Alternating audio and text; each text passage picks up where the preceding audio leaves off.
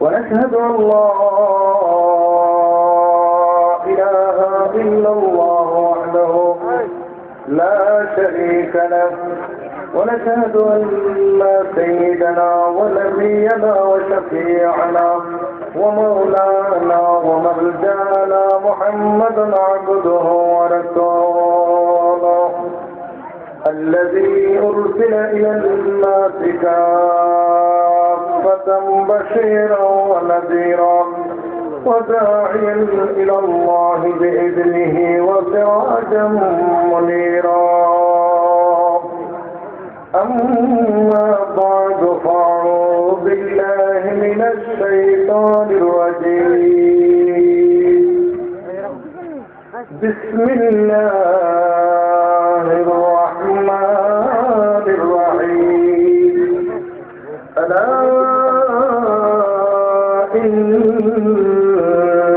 أولياء الله لا خوف عليهم ولا هم يحزنون.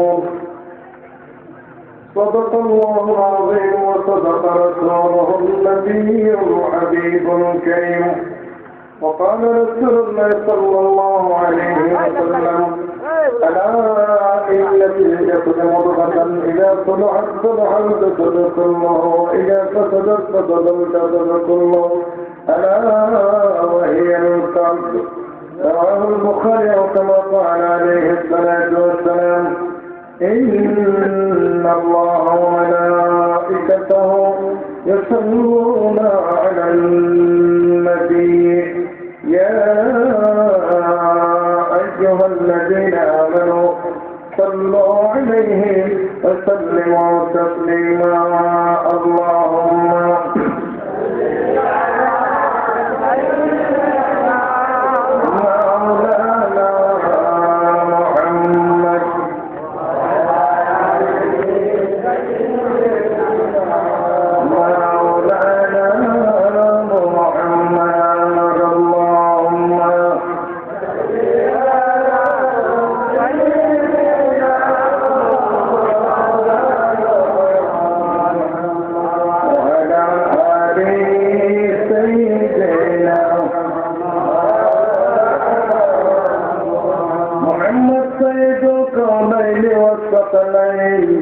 والفرقين من عرب ومن عجم.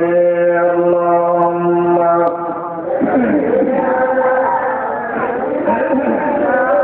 مولانا محمد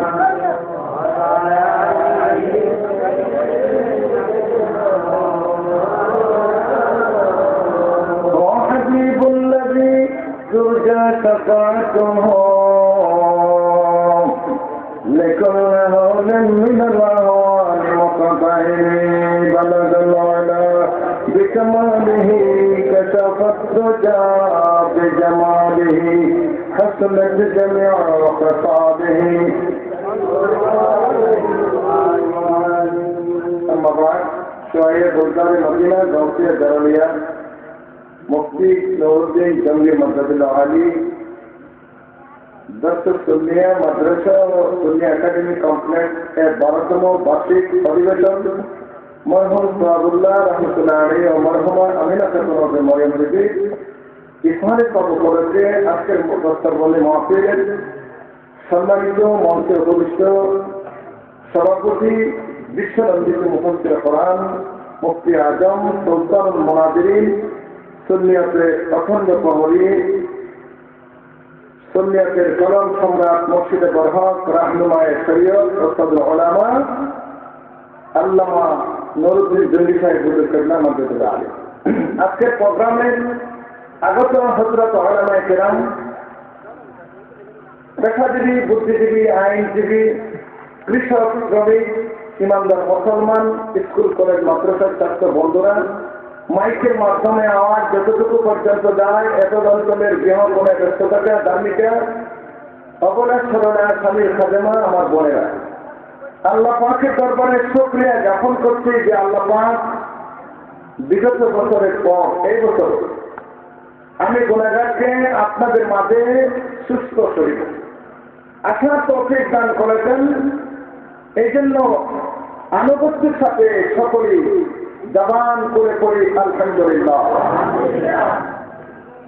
বরকতময় মাহফিল, যে মাহফিলটা এখানে পাবেন মাহফিল, এটা শুধু আপনি আমাদের জন্য না, জিন্দাদের জন্য যেমন ফায়দা, বেশি ফায়দা মর্দাদের জন্য দেখতে হবে। এই জন্য এখানে পাওয়া বাংলাদেশের জন্য যত ইসলামী দল আছে এখানে সবসময় না, ইসলামী দল যারা আছেন ইসলামে সব মানে, কারণ দুনিয়ার জমিনে যারা আছি আমরা বললাম জিন্দা, আর কবরে যারা এরা কি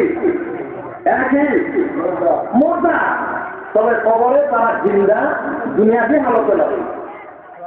কবরে তারা জিন্দা, দুনিয়াবি হালতে লাগে। কবরের জগতে আমাদের পদ্ধতিটাকে বলা হয়, আমাদের বর্ষকে তাদের একটা হালত আছে, আমাদের বর্ষকে তাদের হালতটা দুনিয়ার হালতে লাগে, কিন্তু আমাদের বর্ষকে তারা জিন্দা, আমাদের পদ্ধতি তারা জিন্দা। এজন্য আমরা কবরে যাই, কবরের পাশে গিয়ে সালাম দেই, আসসালামু আলাইকুম ইয়া আহলাল কবর, ইয়া আহলাল কবর বলি না আমরা, বলি না তো কবরে তারা জিন্দা।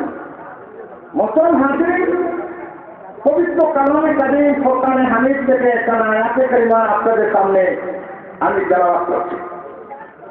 কোরআন শরীফ প্রতিপক্ষ বিষয়, বিশ্বের দরবারে যত গ্রন্থ আছে সবচেয়ে বেশি তেলাওয়াত হয় যে গ্রন্থ, তার নামকে একটা বলতে পারে? আমাকে বলুন কি? কোরআন শরীফ। কোরআন শরীফের কয়েকটা নাম, যেমন জিকির। কোরআন শরীফের আরেকটা নাম ফুরকান, কোরআন শরীফের আরেকটা নাম শিফা। মুসলমান হাজিরিন, কোরআন শরীফের সাথে তাওয়াল্লুক যাদের আছে এদের জন্য একটা সুসংবাদ আল্লাহর নবী দিয়েছেন। ইন্নাল জান্নাতা তুস্তাকু ইলা খামসাতি নাফারিন তামিল কুরআন হাফিজুল লিসান। আল্লাহ সুবহানাহু ওয়া তাআলা যেদিন কিয়ামত কায়েম করবেন, সেদিন সময় কতটুকু পরিমাণ থাকবে? 50,000 বছর পরিমাণ সময়, কিয়ামতের ময়দানের সময় 50,000 বছর পর্যন্ত কিয়ামতের ময়দানের মানুষ দাঁড়িয়ে থাকবে আল্লাহ সুবহানাহু ওয়া তাআলা বিচার কাজ পরিচালনার জন্য। সমস্ত মানুষকে হাজির করবেন মহা মুসিবতের দিন কিয়ামতের ময়দানে। ওই দিন আদম আলাইহিস সালাম থেকে একেবারে আখের দিন পর্যন্ত মানুষ সহ দাঁড়াবে। কোন মানুষের হুঁশ থাকবে না, কোন মানুষের আর খেয়াল থাকবে না। প্রত্যেকটা মানুষ ময়দানে মাসে অরঙ্গ অবস্থায় যখন দাঁড়িয়ে থাকবে, নিচের দিকে তাকানোর মতো কোনো সুযোগ থাকবে না, বাবার তাকানোর সুযোগ থাকবে না, মা তাকানোর সুযোগ থাকবে না, ভাই তাকানোর সুযোগ থাকবে না, বোনের তাকানোর সুযোগ থাকবে না। যেদিন ময়দানে আছে কোনো ছায়া থাকবে না, যেদিন ময়দানে আছে আল্লাহ পাক সুবহানাহু ওয়া তাআলা মাথার উপর সূর্যটাকে কাছে এনে দেবেন। আজকের দিনে যে সূর্য 9,30 লক্ষ মাইল দূর থেকে আলো প্রদান করে, ওই সূর্যটা আপনি আমাদের মাথার উপরে ফেলাবে, বলেন সুবহানাল্লাহ। সূর্য আপনি আমাদের কাছে এসে যাবে।